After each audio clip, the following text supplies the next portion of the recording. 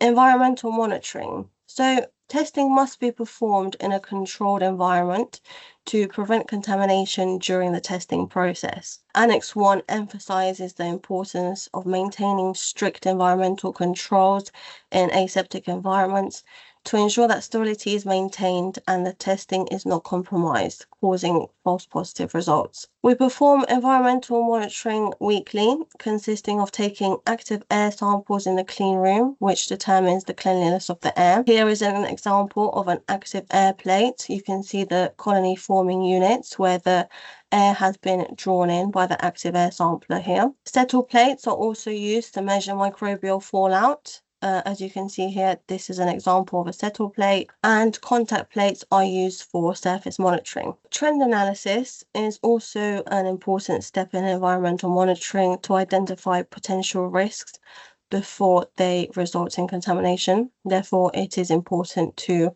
trend your environmental monitoring results and keep track of the isolates coming up in your environmental monitoring. We also have an on-site environmental monitoring department, which deals with our in-house environmental monitoring, as well as offering a wide range of services to our clients.